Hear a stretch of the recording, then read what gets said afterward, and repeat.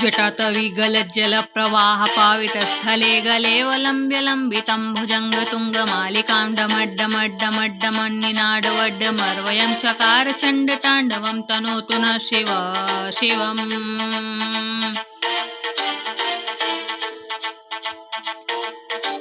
जटाकटाह सम्भ्रम भ्रमन्निलिम्प निर्झरी विलोलवीचि वल्लरी विराजमानमूर्धनि थग थग थग ज्वलल्ललाटपट्टपावके किशोर चन्द्रशेखरे रति प्रतिक्षणं मम।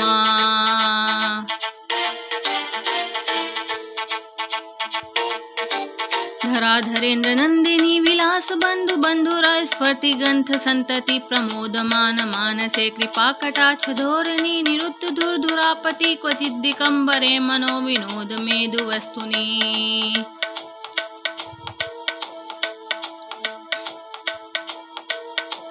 जटाभुजंग पिंगल स्फुरत्फणामणिप्रभा कदम्ब कुङ्कुमद्रव प्रलिप्त दिग्वदो मुखे मदांग सिन्दूर स्फुरत्तगुत्तरीय मेदुरे मनो विनोदमद्भुतं विभर्तु भूत भर्तरी।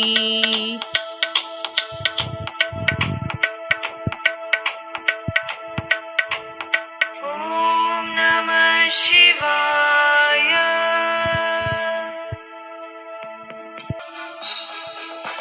सहस्रलोचन प्रबद्ध शेषलेख शेखरा प्रसून धूलिथोरणी विधूषरांग पेटभुभुजंग राजमालया निबद्ध जाट जूटका सिरे चिराय जायतां चकोर बन्धुशेखरः।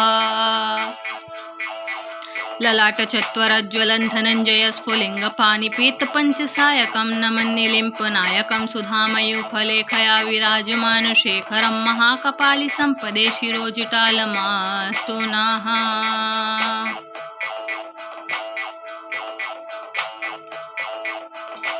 कराल भाल पट्टिका धगा धगा धगा ज्वला धनंजयाहुति कृत प्रचंड पंच सायके धराधरेन्द्र नंदिनी कुचाग्र चित्र पत्रका प्रकल्पनेक शिल्पिनी त्रिलोचने रतिर्ममा।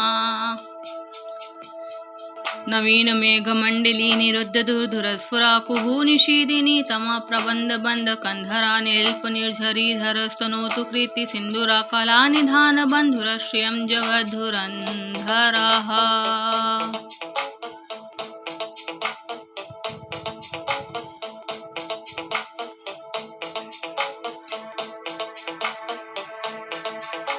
प्रफुल्ल नील पंकज प्रपंच कालिमा प्रभा वलंबी कंठ कंदली रुचि प्रबंध कंधरम स्मरच्छिदं पुरच्छिदं भवाच्छिदं मखाच्छिदं गगच्छिदान्तगच्छितं तमन्तगच्छितं भजे।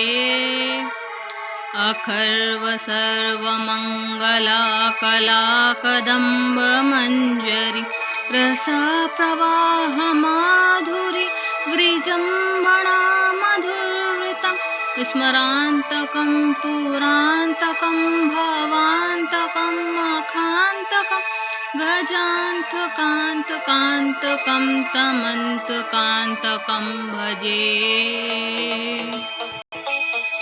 जयत्वदभ्रमी भ्रमद्भ्रमद् भुजङ्गम अश्वसाद्विनिक्रमस्क्रमस्फुर कलाल भाल हव्यम धिमि धिमि धिमि ध्वनं मृदङ्ग तुङ्ग मङ्गला ध्वनिक्रम प्रवर्तित प्रचण्ड ताण्डवः शिव। शुचज विचित्र तल्पयो भुजंग मौक्तिकस्तजो गरिष्ठ लक्ष्णलोष्टयो सुदीप्ति पक्ष पक्षयो त्रिशारविंद चक्षुषो प्रजामहि महेन्द्र समप्रवर्तिका कदा सदा शिवं भजाम्यहम्।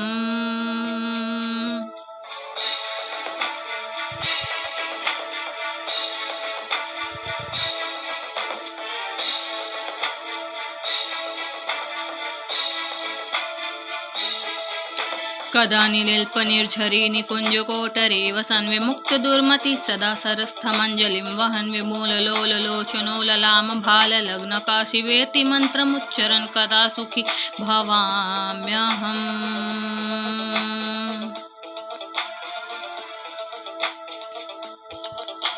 इमं हि नित्यमेवमुत्तमोत्तमोत्तमं पतनिस्मरन् ब्रुवन् नरो विशुद्धमेति सन्ततं हरे गुरो शुभातिमाशुयादिनह्यता गतिं मोहनं हि देहिनां शुशङ्करस्य चिन्तनं विमोहनं हि देहिनां शुशङ्करस्य चिन्तनम्।